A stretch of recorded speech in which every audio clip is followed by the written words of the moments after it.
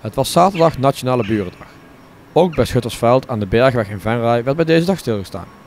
Cliënten van Mettenwijk die kampen met psychische klachten ontvingen andere buurtbewoners in de gezamenlijke ruimte van het voormalige verzorgingstehuis. We hebben de stoute schoenen aangetrokken. We hebben samen gekeken met Wonen Limburg, WOW, Bureau Andersom en Uniek. Om te kijken, die zitten allemaal in Schuttersveld. Hè. Dat zijn onze maatschappelijke partners.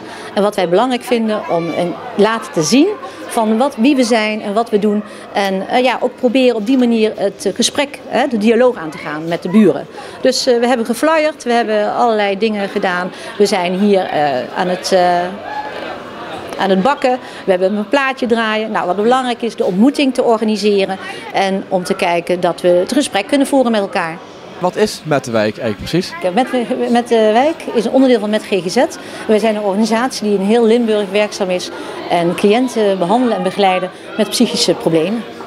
Nou, wat wij heel belangrijk vinden is dat onze cliënten ook goed kunnen participeren in de maatschappij. En dat doe je door in de wijk te wonen. Dus je bent onderdeel van het geheel. En deze dag, zoals vandaag, wat wij heel erg belangrijk vinden, is om het normaliseren, de vooroordelen die er zijn voor onze cliënten, om daar aandacht aan voor te vragen. Ja, want heel veel mensen kampen met psychische problemen. Ja, helaas. Het kan jou en mij ook overkomen. 40% van de Nederlandse bevolking heeft er nu of soms in het leven mee te maken. En dat betekent dus dat het belangrijk is dat er aandacht voor is dat het je allemaal kan overkomen. En hoe ga je dan ermee om? En hoe krijg je dan een goed plekje in die maatschappij?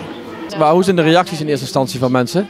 Ja, mensen vinden het best wel wat spannend, want ze zijn ook helemaal niet gewend om toch ook met onze cliënten die hier verblijven contact te hebben. Maar dat vinden wij juist zo belangrijk. Het stukje nogmaals het normaliseren om goed te kijken van hoe kunnen we samenleven in onze maatschappij.